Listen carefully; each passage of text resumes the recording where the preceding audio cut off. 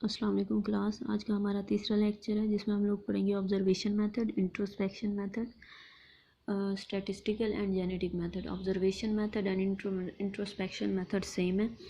Same का मतलब ये है कि ऑब्जर्वेशन मेथड के अंदर एक टॉपिक है जिसका नाम इंट्रोस्पेक्शन है। मतलब ये एक ही टॉपिक है, इंट्रोस्पेक्शन और ऑब्जर्वेशन मेथड, ये इसी के पॉइंट्स आ रहे हैं। ऑब्जर्वेशन मेथड क्या होता है? ऑब्जर्वेशन मेथड है तो वैसे कोई मेथड नहीं है, लेकिन यह है कि हर मेथड को यूज़ करने के लिए हम लोग ऑब्जर्वेशन मेथड ज़रूर अडॉप्ट करते हैं। जाहिर सी बात है, जब तक आप किसी चीज़ को ऑब्ज़र्व नहीं करोगे आप किसी भी चीज़ को स्टडी नहीं कर सकते। फॉर एग्जांपल, आप एक्सपेरिमेंटल मेथड कर रहे हैं, आप कुछ भी कर रहे हैं, सर्वे कर रहे हैं, कोई क्लिनिकल केस हिस्ट्री है, या वैसे भी कोई भी काम ले लें, जब तक आप ऑब्जर्वेशन नहीं करते, ऑब्जर्वेशन मेथड यूज़ नहीं किया जाता, तब तक आप कोई काम नहीं कर सकते। इस वजह से है कि ये एक टेक्निक होती है ऑब्जर्वेशन मेथड के, हम लोगों ने डाटा कलेक्ट करना है और पूरा उसका हम लोगों ने क्या करना है, रिज़ल्ट निकालना है। कोई प्रॉब्लम है जिसको हमने सॉल्व करनी है। इसमें जो डिफरेंट इसके पॉइंट्स आ रहे हैं, इसमें introspection, external observation and natural observation. Introspection क्या होती है? Introspection direct study of the individual, के एक बंदे की स्टडी जिसमें उसका पूरा इंटरनल उसके जो व्यूज़ हैं वो लिए जाते हैं। जैसे फॉर एग्जांपल, इंट्रोस्पेक्शन का मतलब है कि इंटरनली अपने बारे में खुद बताना। इंट्रोस्पेक्शन लुकिंग विद इन, के अपने बारे में बताना। जैसे फॉर एग्जांपल, एक स्टूडेंट कहे जी मुझे भूख लगी है, तो ये क्या है? इंट्रोस्पेक्शन है उस बंदे का। और अगर कहे जी मेरे सर में दर्द हो रहा है, तो ये इंट्रोस्पेक्शन है। इंट्रोस्पेक्शन का ये होता है कि वो मेथड जिसमें दूसरा बंदा इन्वॉल्व नहीं होता, वो बंदा खुद अपने बारे में सारी बातें बता रहा होता है। जैसे फॉर एग्जांपल, अगर कहा जाए जी मेरे सर में दर्द है, तो आपको सिर्फ इतना पता है कि अगले बंदे के सर में दर्द है, ये नहीं पता नोयत कितनी है, मतलब शदीद कितना है।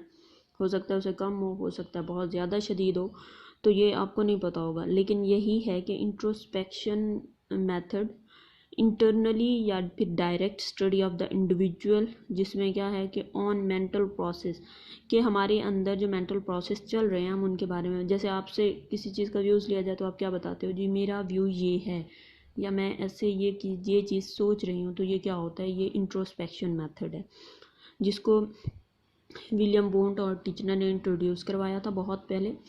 और यही था कि विलियम बोंट ने ही साइकोलॉजी की लेबॉर्ट्री की बुनियाद रखी, उसने इस्टेब्लिश की 1879 में। हाँ जी, लिप्जिग यूनिवर्सिटी जर्मनी में पहली लेबॉर्ट्री बनाई गई थी, जिसकी वजह से हम क्लेम करते हैं कि साइकोलॉजी एज अ साइंस, उन्होंने ही सबसे पहले इंट्रोस्पेक्शन को यूज़ किया था। बाद में इसके बहुत सारे इस पर तनकीद हुई, बहुत सारे इसके एडवांटेजेस भी थे तो साथ डिसएडवांटेजेस भी थे। एडवांटेजेस ये थे कि आपको एक्सेस टू माइंड होता है, कि आप उस बंदे से, क्योंकि डायरेक्ट इंफॉर्मेशन ले रहे होते हैं, तो आप इजीली उसको डायग्नोस कर सकते हैं उसका कोई डिसऑर्डर है। लेकिन इसका डिसएडवांटेजेस एक ये है कि आप बच्चों पे अप्लाई नहीं कर सकते, आप मेंटल डिसऑर्डर्स जिनको हों उन पे अप्लाई नहीं कर सकते, क्योंकि वो अपने बारे में क्या बताएंगे। खुदा ना खास्ता अगर किसी को शिज़ोफ्रेनिया है या एंजाइटी बहुत हाई लेवल पे है, मतलब बहुत शदीद किस्म की है, तब भी आप उससे कुछ भी नहीं पूछ सकते, क्योंकि वो आपको कुछ भी नहीं बता सकता अपने बारे में।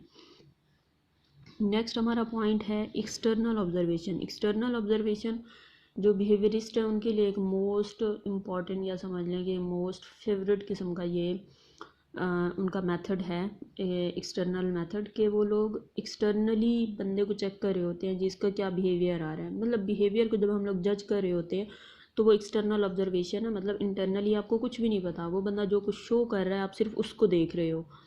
तो एक्सटर्नल जो ऑब्जर्वेशन है, इसमें आप जैसे फॉर एग्जांपल एक बच्चे का लिया जाए जी, वो ब्रेक में क्या कर रहा होता है, या जो एनिमल्स पे डिफरेंट किस्म की स्टडीज़ की जाती है वो भी एक्सटर्नल ऑब्जर्वेशन ही यूज़ किया जाता है, कि आप उसको उस सेटिंग में लेकर नहीं आते, एक्सटर्नल कहीं पर जाके आप उसको चेक कर रहे होते हो। अब अगर एक बच्चे को आप चेक करो जी, वो अपने फ्रेंड्स के साथ बैठ कर कैसे बिहेव करता है, तो फिर क्या होगा? अगर आप सबको ला के बिठा दो जी आपने बातें करनी है और मैं आपको जज कर रहा हूँ, तो आप देखो कि वो बंदे का बिहेवियर जो है वो चेंज हो जाएगा। लेकिन यही है कि अगर वो दूर से बैठा है और किसी ने ऑडियो वीडियो जो भी वीडियो सेट की हुई है और वो बंदा बाहर से उसको देख रहा है या बहुत दूर से बैठ के उसको देख रहा है, जज कर रहा है, तो वो उसके बिहेवियर को अच्छे तरीके से जज कर सकेगा। अदरवाइज़ अगर बंदे को पता हो कि उसे जज किया जा रहा है या ऑब्ज़र्व किया जा रहा है, ये सिर्फ एक स्टूडेंट का नहीं है, हर बंदे पे है। अगर मुझे भी पता चले मुझे कोई ऑब्ज़र्व करे तो फ़ौरन मेरा बिहेवियर चेंज हो जाएगा। जैसे आप लोग कॉलेज में खेल रहे होते हो, आपको पता चले जी प्रिंसिपल आपको देख रही हैं, तो फ़ौरन क्या होगा, आप लोगों का बिहेवियर फ़ौरन चेंज हो जाएगा। तो यही चीज़ है कि एक्सटर्नल ऑब्जर्वेशन भी एक्सटर्नल बिहेवियर को चेक की जाती है, चेक करने के लिए, जज करने के लिए की जाती है, जिसमें हम लोग बिहेवियर चेक कर रहे होते हैं, लोगों का जज कर रहे होते हैं, तो इसको एक्सटर्नल ऑब्जर्वेशन कहते हैं। नेक्स्ट इसमें है नेचुरल ऑब्जर्वेशन। नेचुरल ऑब्जर्वेशन नाम से ही पता चल रहा है, ऐसा मेथड जिसको हम लैब में नहीं करवा सकते, तो हमें नेचुरल जाके उसको करना होता है। जैसे चिल्ड्रन को अगर जज किया जाए या फिर एनिमल्स पे किया जाए, तो फिर क्या होगा कि उनकी वीडियो या ऑडियो रिकॉर्डिंग्स रखनी पड़ेंगी, अदरवाइज़ हम उनको जज नहीं कर सकते, क्योंकि दोबारा वही बात आ जाती है कि हमारी जो नेचुरल ऑब्जर्वेशन है, जब बंदे को पता चले, या एनिमल को भी अगर आप बाहर से लेकर लेबॉर्ट्री में ला के बिठा दें, तब भी वो वैसा बिहेवियर नहीं करेगा। वजह क्योंकि जगह चेंज हो चुकी है, तो आपको जाके नेचुरल सेटिंग में ही करनी पड़ेगी। जैसे आप लोग चैनल देखते हो जियोग्राफिकल चैनल, उसमें क्या होता है, किसी जानवर को ला के नहीं बिठाया जाता जी आपने ये एक्ट करने हैं, जैसे आप वहाँ जाके करते हो जंगल में, तो वैसे ही आपको जज किया जाएगा। नहीं, आप कभी भी उसको नहीं कर सकते। हमें तो वो 1 घंटे में एक पूरी रिपोर्ट बना के दिखा देते। जैसे फॉर एग्ज़ाम्पल कि अगर उन्होंने लायन की या फ़िश की ज़िंदगी पर किया है, तो वो क्या करेंगे,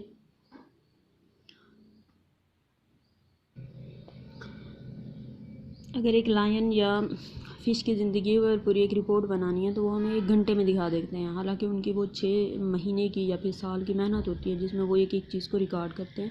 रिकॉर्ड करने के बाद एक एक पॉइंट का रिकॉर्ड रखते हैं, और फिर वो उसी को सेट करके हम लोगों को दिखा रहे होते हैं, जो किस किस्म में कैसे वो लोग रहते हैं। तो ये नेचुरल ऑब्जर्वेशन हो गई।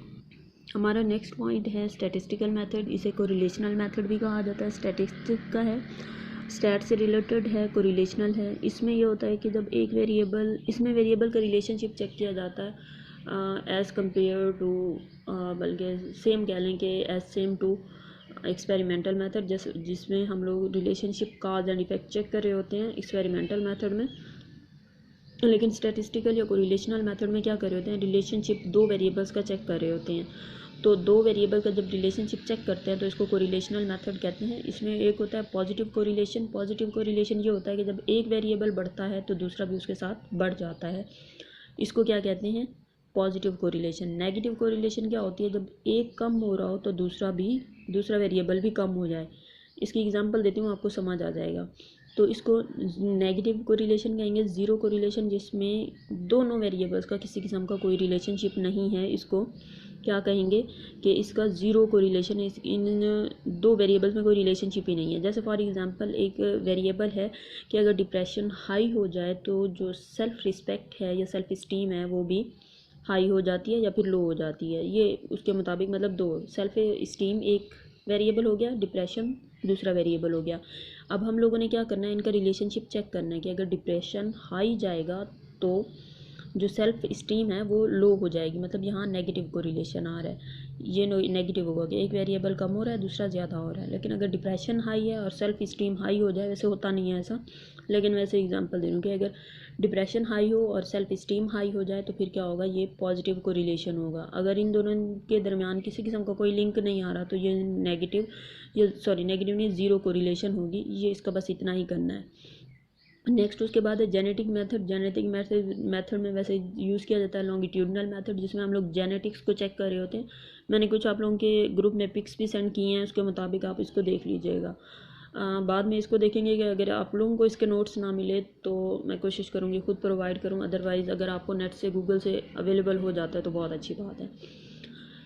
जेनेटिक मेथड में ये होता है कि हम लोग इसमें इनहेरिटेंस और इन्वायरमेंट को चेक कर रहे होते हैं, जिसमें क्या होता है कि ट्विंस की स्टडी की जाती है कि उनके अंदर जेनेटिक्स की क्या रिलेशनशिप आ रही हैं। जैसे इसमें हो गया मोनोजाइगोट होता है और डाइजाइगोट होता है, जिसमें क्या होता है कि आइडेंटिकल ट्विंस होते हैं, और एक होता है अनआइडेंटिकल ट्विंस, मतलब वो ट्विंस जो बिल्कुल सेम होते हैं, उनमें क्या होता है कि अगर एक को हो जाए तो दूसरे को भी हो सकता है। और वैसे ये होता है, ये वैसे डिसऑर्डर की बात कर रही हूँ कि एक को हो जाए तो दूसरे को हो सकता है। लेकिन जब हम लोग इसमें जेनेटिक मेथड में चेक कर रहे होते हैं, तो हम लोग क्या चेक करते हैं कि इन्हीं का इनका बिहेवियर चेक कर रहे होते हैं। जब कोई भी स्टडी की जाती है जेनेटिक में या लॉन्गिट्यूडनल स्टडी, तो इनमें जो ट्विंस लिए जाते हैं या अगर ट्विंस भी नहीं लिए गए, अडॉप्टेड चाइल्ड लिए गए हैं, तो फिर क्या होता है, वैसे अक्सर यही होता है कि जेनेटिक जो है वो अक्सर ट्विंस पे ही की जाती है, क्योंकि ट्विंस को लेकर अडॉप्टेड पेरेंट्स के पास भेज दिया जाता है, या खुदा न खास्ता अगर उसके जो ओरिजिनल पेरेंट्स हैं उनकी डेथ हो गई हो तो वो अडॉप्टेड को दे दिया जाता है, या वैसे स्टडी करने के लिए कुछ अपने बच्चे देना चाहें तो वो भी दे सकते हैं। तो ये क्या होता है कि इसमें आइडेंटिकल ट्विंस की स्टडी की जाती है, जिसमें एक बच्चे को तो पेरेंट्स के पास रखा जाता है, दूसरे को दूसरे पेरेंट्स के पास रखा जाता है, मतलब उनका जो इन्वायरमेंट है वो चेंज कर दिया जाता है। अगर उनका सेम बिहेवियर आ रहा होता है तो इसका जो रिज़ल्ट है वो यही निकाला जाता है जी, जो विरासत है, जो जेनेटिक है वो ज़्यादा पावरफुल है। लेकिन अगर ये होता है कि बच्चा वो सीख रहा है जो उसको अपने माहौल से मिल रहा है, तो फिर क्या होता है, इन्वायरमेंट उसका क्योंकि चेंज है, अगर उनके दोनों के दरमियान चेंज आ रहा है तो फिर इसको क्या कहा जाएगा कि इन्वायरमेंट जो है वो ज़्यादा पावरफुल है। तो ये जेनेटिक मेथड हो गया कि जिसमें हम लोग ट्विंस की स्टडी कर रहे होते हैं, अडॉप्टेड बच्चों की स्टडी कर रहे होते हैं कि उनके अंदर जेनेटिक का क्या रोल आ रहा है, या इन्वायरमेंट का ज़्यादा रोल है या जेनेटिक का ज़्यादा रोल है। इसको जेनेटिक मेथड कहा जाता है। ये हमारा फर्स्ट लेक्चर कंप्लीट हो गया। नेक्स्ट आप लोगों को जो पढ़ाऊंगी वो लर्निंग वाला चैप्टर पढ़ा दूंगी, क्योंकि उसके नोट्स भी आपके पास हैं पड़े, मैं दोबारा उसको रिवाइज़ कर दूंगी, वो सारा आपको आ जाएगा, और वो मैं एक ही दिन में करूंगी क्योंकि वो बहुत इजी सा है और आप लोग पहले भी पढ़ चुके हो। ओके जी, क्लास अल्लाह हाफिज़।